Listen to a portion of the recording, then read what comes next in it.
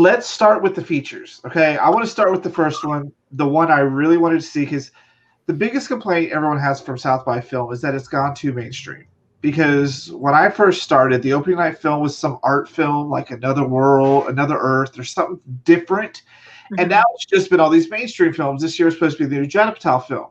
But going against it at the other theater was this little film called Cargo out of India, where the concept is when you die, you end up on a space station where you're getting repurposed to be reborn with the deities. I was so excited. That should have been an opening night film.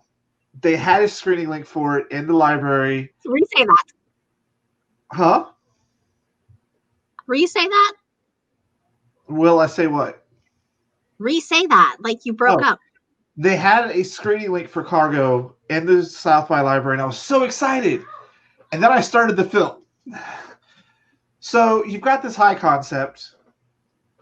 There's a bunch of spaceships that are run by the demons of the the afterlife and the Indian culture. I would say, would you say that this is for Hindu Indian mythology? And it's their first sci-fi ever. Yeah. So the whole concept is that the world coexists with demons, and there's people who regulate demons, and their job is to go onto the spaceships where you die, you end up being cargo, and they deprocess you, they wipe your memories, they get you ready for reincarnation. And it's got that funky little like old sci-fi vibe to it, where it's like the model ship going through space and things like that. So it had a bunch going for it. But I couldn't finish watching it. I was like an hour and a half, or hour 45 minutes to it. Nothing had happened. Wow. Nothing happened. This is where I wish I didn't see the link for this one. Like I didn't see, because I saw the link you sent to us for the library, and I didn't see this movie at all. This was in the actual South by Library. So yeah. Okay, I didn't. Yeah. That happened, like the guy who doesn't want to get reborn and he gets an assistant, but that's literally all it is. And it's just 2 hours of watching this guy repurpose people with an occasional blip and an assistant who has a mental crisis at the end. Like that's about as far as I will go into this movie. Maybe it should have been a short. It should have been a short. It could have worked much better as a short film or as a series where they could have developed out something longer. Because the other thing is, I'm expecting these, Hindu and Indian demons, and they're just humans sitting on a spaceship. So they could have done some sort of effect work, I'm guessing, even if it was just makeup. But just some guys in a spaceship, a spacesuit, processing people nonstop. It's just not. I was so sad. I was really, really sad. So would you say this would be a better role-playing campaign where everyone is deities inside of a spaceship dealing with the afterlife? It would be hilarious. Like I told you, the concept is brilliant. Yeah. The execution, I wish they would have maybe made it shorter and actually giving it something to make you want to watch it. Because by the third cargo guy, you're like, okay. And then the one has a knife and doesn't want to go. And you're like, yes, something's happening. And then he goes. You're like, Oh no. So this would have been a better series where every ship would have been like a hour episode. You're dealing with like maybe some existential crisis. Like a ship shows up full of kids because like they all an anthology series, like an anthology movie. You don't see anything about the other ships. You only ever see this one ship and its interior. That's it. So yeah, I was really sad about that one. I like to see the Christianity ship or the Buddhism ship. The Christian ship just keeps getting bigger and bigger. Yeah, until it's it becomes like the city from Valerian. It's just like 1,000 ships all together in this massive board cube. Like that would be pretty funny. That would be the Christian ship, considering how fractious Christianity is as a whole. Yeah. So I did see two other ones that I was talking about, but Courtney saw one. I want you to talk about the one you watched. Ooh, you're going to let me go into this one. I watched The Dilemma of Desire. That one was, hold on. Right, okay, there we go. That one is, honestly, it's amazing. I wish I'd gotten the chance to interview, like, the subjects and the producer and director. It's a brilliantly shot, brilliantly edited documentary about female sexuality, specifically biological sexuality, in addition to, the actual psychology of desire. They talk about Sophia Wallace and her Cliteracy project. They talked to one of the sex toy designers from Crave, who have some very beautiful sex toys, by the way. They talked to an exotic dancer. Crave is the one that does the ones that are like dragons and stuff, right? No, you're thinking of Bad Dragon. Yeah. Okay. Crave is a little bit more elegant. In fact, they have a piece of jewelry that, unless you knew it was a vibrator, you wouldn't be able to tell it was a vibrator. It would just look like a banana or something? It's like it's a longer but thin stainless steel pendant, essentially. It's really elegant. Okay. So, they talked to one of the... You're going to have to Google it, Courtney. Send it in the Facebook group. I'll send you the link later, but it's some really beautiful and elegant stuff. They also talked to just plain everyday women like me and Robin about their experiences with the fact that, did you know that the clitoris is actually a decent sized organ? It's not just that tiny button. Yes. It's like a foot long. It's not necessarily a foot long. It's like 7 inches. Yeah, it's a full sized organ. Compared to that tiny little button on the maybe anatomically correct anatomy image that they give you on like that quarter page in the textbook. Yeah, see, I like the fact that they made this movie, because I watched something the other day where they just realized they don't know anything about female anatomy because they didn't care for the longest time. They don't. Yeah. They still and don't. That's things I didn't think about. Like, I go to the doctor, I'm just fine, but if you guys go to the doctor, it's a little bit different. Yeah, one of the you think? Yeah, the doctor they interviewed, that was one of the main subjects. One of the doctors that was the main subject looked through 4 different textbooks that actually mentioned both male and female anatomy to begin with. And like, of the 4 textbooks, male anatomy had several detailed diagrams and pages of information. The longest entry for female anatomy was 1 page, and they didn't even have an accurate diagram of the female reproductive system. They had the vulva and the outer labia, and that's it. Like, there's way more than that. There's a uterus, there's ovaries, there's a cervix, fallopian tubes. So it sounds like it was a pretty informative and well done documentary. Very well done. Very well done. I can't wait to see who picks that up, because the moment it gets onto any service, I'm going to be blasting it out to everybody. Yeah, because it sounds like something that it was the show called Undiagnosed. It was on like Netflix or Hulu or something, and they had this female on there, and she was having these problems. Talk about how the doctors told her, "Oh, you're just having menstruating cramps." They didn't care, and that's what she realized. And the doctor was a female doctor that's running the show. She's like, they haven't done the female anatomy and health stuff because for years there's like, "Oh, you're just crazy. Go drink some chlorine." Yeah, I mean, like, I have to say, I was recently through a very intimately female health scare with my cancer diagnosis. I got damn lucky because what I thought was a stomach bug and was reluctant to go into the ER for because it's just a stomach bug. They actually took me seriously when a couple of years back I had a very similar health scare, went to a different ER, and they didn't do any scans or anything. They just said, "Oh, hey, you're having a very bad period. Here's some birth control. Here's some metformin. You're good." Yeah. Like, not to go into too much details, but I've even had things like that too. I have a kind of a chronic issue, and I've gone to maybe 4 doctors, 2 male, 2 female, and the men give me the same diagnosis, and the women give me a completely different diagnosis every time. Oh yeah. I mean, it's just, they also talk about that too in The Dilemma of Desire, and it's one of those things where it goes really into detail, not just into the medical field, but into women's personal experiences with the arousal state and orgasm and things like that. So it's just, Robin, I definitely recommend you watch it too, like, while you still have the streaming link. Well, yeah, because the streaming links expire tonight, so this is your last chance to watch anything, including 4 hours. Yeah. Yep. All right, so I'm excited to watch that one when it comes out. We'll have to Well, I'm I gay. can't wait for you Like it to really watch matters to me, but I'm gonna watch it just because. Yeah, I kind of want to be in the room when you and Jessica watch it, just because I know the two of you are going to have some fun talking about it when you're not like having your minds blown. Yeah. Okay. So the next just one. see Kevin going, wait, what?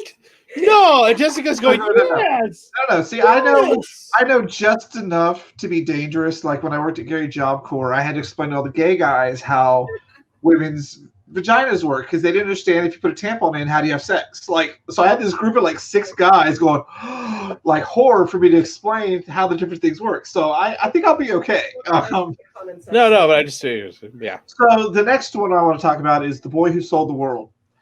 And I knew this movie was going downhill, and I was not going to really be cheering for this guy because in the first 5 minutes, he's being moved into this expensive downtown New York apartment by his mom. And she's telling him, this is how you have to do your laundry. Make sure you check this. Make sure you lock your doors. Here's where you put sheets. Because this kid's 16 and he's like a tech genius, all right? So that's what the whole movie is. It's a documentary about this kid.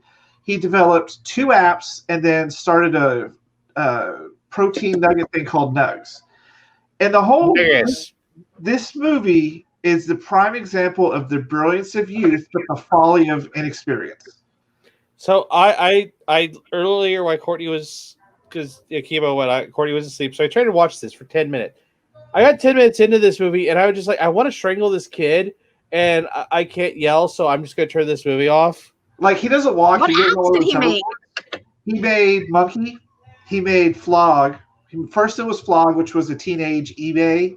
And then he made Monkey, which was a teenage-based, like Marco Polo, where you send videos back and forth.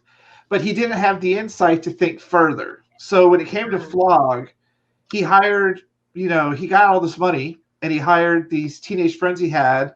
And so it was way behind, and he ended up having to sell it. And then he started Monkey, which was the video service, and everyone loved it. But he age capped it at like 21, so his people were aging out of it, and it started coming under fire for like pedophiles and all these other things because he didn't have the mindset to think that this is what real teenagers are going to do. Yeah. He lived in this complete fantasy world where he was just given money to do what he wanted to do without any responsibility or know-how or guidance. Like there's a scene where he's on the roof talking about how they're going to put in a water slide. I'm like, how is that productive to your work environment?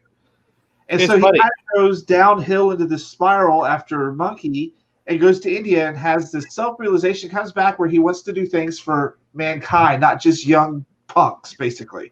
So he starts Nugs, which is a vegan chicken nugget thing. So I've actually seen some of those in stores, and he's really successful with it. He had this complete change of mentality. And now he's not a human being. But for most of the movie, it was like, you're an idiot. You hired people who are around you telling you this is not a good idea. We need you to handle this. You're like, no, I'm going to do it my way. And you didn't. So brilliance of youth, folly of inexperience. That's the prime message of this movie I took out of it. So my thing is I think this documentary would have been better if it would have been about 3 people. Like maybe one coming up, him, and then like somebody else maybe who did listen to people and actually did get something done right. I don't think it would have worked that way as like an anthology type thing because it was kind of gratifying watching this guy kind of grow up and decide he's going to do something that's going to better people. And you like watched him switch from this, I've got this teenage mentality, that's all I care about, to I had all these opportunities and all this money and I kind of squandered it. I want to do something good for the world.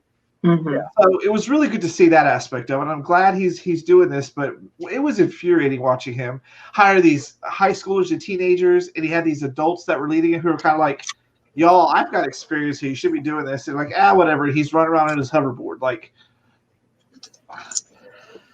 it was definitely interesting. I'm glad I don't live in that world. And apparently teenagers are just stupid these days. No, sir. eBay is apparently too complicated for them to figure out how to sell something. Sir, teenagers are always stupid. It doesn't matter what decade you put them in. Let me just say, they're stupid. Your brain not fully developed. I was glad I was a teenager in the 90s before the internet really caught on because everything I did that's stupid is not on the internet because the internet just This year, all these teenagers now, they do everything on the internet. It's there forever. You want to get that professional corporate job? Well, what about that video of you chugging a keg and like screwing a monkey or something? Like that's online. You can never get rid of that. So fan service. Sir, we've done things on fan service. Probably get out tonight. That is accurate. We had a man take off his shirt to show all us. the videos of you on Zombie Live. Okay. Even. Yeah. So having said that, I think The Boy Who Sold the World, Pocky, I think if you were to stick with it, you'd see the message I got. But yes, as an adult, it's really hard watching this kid who has so much potential just kind of get so stuck in his own world. But it's gratifying to see him grow up at the end. See, I didn't know about that he was in control of Doug's. Otherwise, I probably would have. Yeah. I thought we were watching a documentary about how we watch another human being fail. And I'm also not really a fan of that. Yeah, no, because his lesson was you have to fail. Like, he didn't fail with these two apps. I mean, the first one, the Flog, kind of failed. And then he didn't think ahead enough with Monkey to expect what actual teenagers would do. So I do have a question about Monkey. And was this pre-Sesta Fosta BS, or was it during Sesta Fosta, which is the current law on books? I think it was pre, and it's why it's one of the reasons why the law is on the books. I don't really know. It was like 2 years ago, I think. 2 or 3 years ago. And it doesn't exist anymore, so we can't go look it up. Damn. All right. So the last film I want to talk about was absolutely blew me away. We Are as Gods. Did any of you watch that one yet? No, not yet. No. Okay. I went into this completely blind. I was so enthralled by this movie. It's about this guy who grew up in the 70s, and he believes in de-evolution.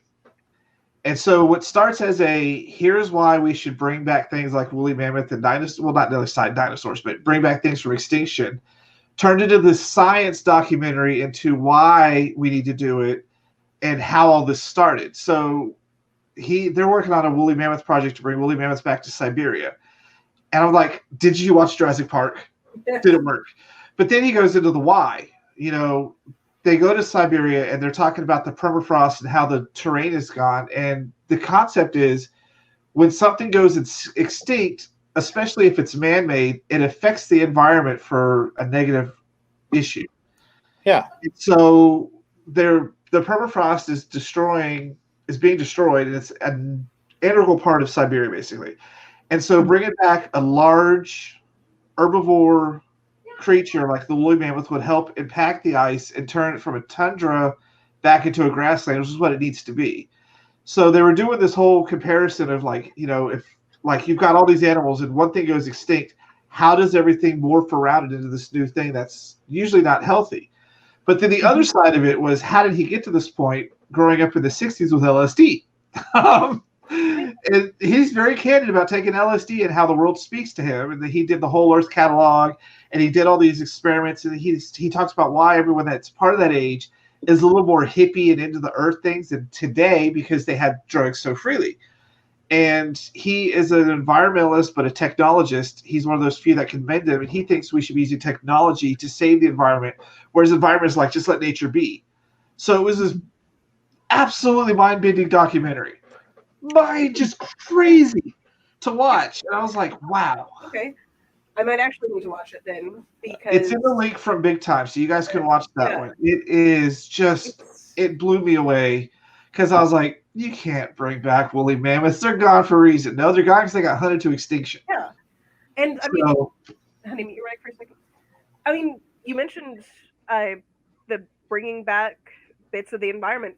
You actually have a scientific precedent for that in Yellowstone when they brought back the wolves to Yellowstone National Park.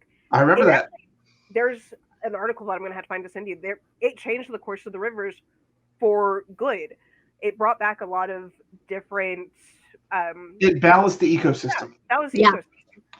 And that's what he's talking about in Siberia. Like they went down into a permafrost cave and they were doing these diagrams about how it's important to keep, because what happens is as it melts, the water is feeding these microbes that are releasing a crap ton of methane. So they went out in this lake that was a permafrost lake from that water, and they put an empty jug on it with a spout, and they lit it, and it was just like a flamethrower coming out the entire time. Just the air coming off of the lake itself, and that's bad for the. Like, I was just, what? Yeah, I saw. The year or two ago when we started getting those massive holes in northern Russia. That's because the permafrost keeps melting, and you essentially get these pockets of that caustic gas, and they go poof. And it's not even that, we're getting like diseases and stuff that have been frozen in that water. Now they're showing back up. Yeah.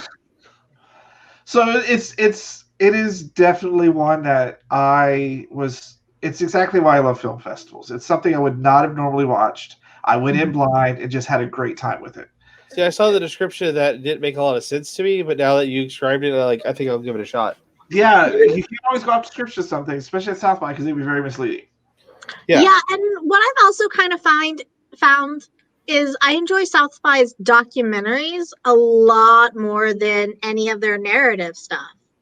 Yeah, we got a bunch of good documentaries, and their narrative stuff this year was just kind of okay. So, so overall, seeing what I've seen, like we're gonna get in the shorts here now, and this is where I love these, but there was just a different class of films this year than any of the other years. It's kind of like it was just, I don't know, like we weren't even getting contacts about these until like right before and it just felt like this year was different, and it's probably good thing it got canceled because it kind of needs to reboot some. Yeah. Because this year it felt a little, I wouldn't say processed, but like I don't know if they were wanting to test waters with, like, they didn't want to give the really good stuff or stuff that like it seemed like they need a film show or something to get the buzz going for it. Because what was the mainstream movie that was supposed to come out this year? Staten Island. Yeah, Staten Island. So here's the thing about South by Film. Staten Island. Yeah. South by Film isn't a film festival. It's an industry festival. It's supposed to be where people bring films for them to be picked up. It's not just a film festival for the love of being film like Otherworld or Fantastic Fest.